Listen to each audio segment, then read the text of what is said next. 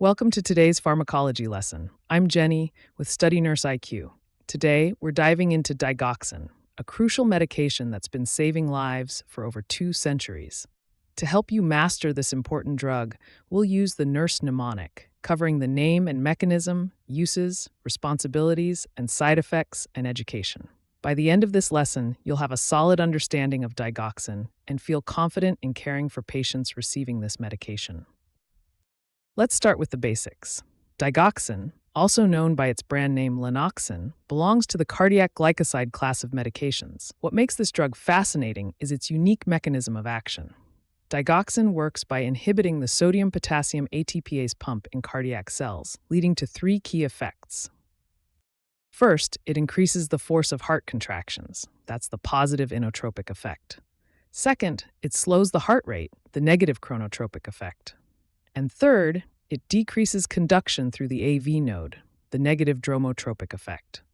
Think of digoxin as a conductor, helping the heart maintain a stronger, more coordinated rhythm. Digoxin serves 2 primary purposes in cardiovascular care. In heart failure, it helps the heart pump more effectively, improving cardiac output and reducing symptoms like fatigue and shortness of breath. For patients with atrial fibrillation, or flutter, digoxin helps control the ventricular rate, making the heartbeat more regular and efficient. The beauty of digoxin lies in its ability to enhance the heart's performance while simultaneously controlling its rhythm, like fine-tuning an engine to run at its optimal capacity. As nurses, our responsibilities with digoxin administration are crucial. Before giving each dose, we must check the apical pulse for a full minute. If the pulse is below 60 beats per minute in adults, hold the medication and notify the healthcare provider. Monitoring for toxicity is paramount. Remember these key assessments. Check potassium, magnesium, and calcium levels regularly. Monitor for signs of toxicity like nausea, vomiting, visual changes, or irregular heartbeat. Be extra vigilant with elderly patients or those with kidney dysfunction. Watch for drug interactions, especially with diuretics. The therapeutic range for digoxin is narrow, typically 0.8–2.0 nanogram per milliliter, so precise monitoring is essential. When it comes to side effects and patient education, clear communication is key. Teach patients to recognize early signs of toxicity, which often follow a pattern. Early signs: loss of appetite, nausea, fatigue. Cardiac signs: irregular pulse palpitations. Neurological signs: confusion, visual disturbances like seeing yellow or green halos around objects. Patient education should emphasize taking the medication at the same time each day. Never doubling up on missed doses. Monitoring pulse rate before taking the medication. Maintaining consistent dietary potassium intake. Reporting any new symptoms promptly. Regular follow-up with healthcare providers. All right. Now that we've covered how to safely give and teach digoxin, let's see how much you've learned. We're going to walk through 3 NCLEX-style practice questions together. Question 1.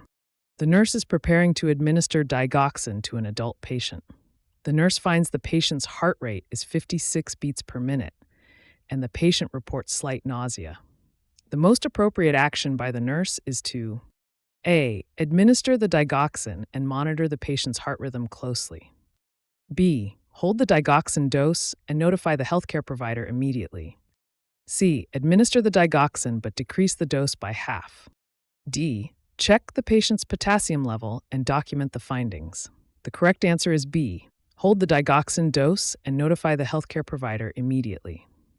Rationale: the adult patient's heart rate of 56 is below the critical threshold of 60 beats per minute, which is the absolute rule for holding digoxin. Furthermore, nausea is an early sign of digoxin toxicity, reinforcing the need to withhold the medication and consult the physician. Question 2. Which laboratory value creates the highest risk for a patient on digoxin to develop life-threatening toxicity? A. Sodium level of 138 milli, potassium level of 3.0. C. Digoxin level of 1.5 nanograms per liter. D. BUN and creatinine levels within normal limits. The correct answer is B. Potassium level of 3.0 per liter. Rationale: the normal range for potassium is 3.5 to 5.0 millireps per liter.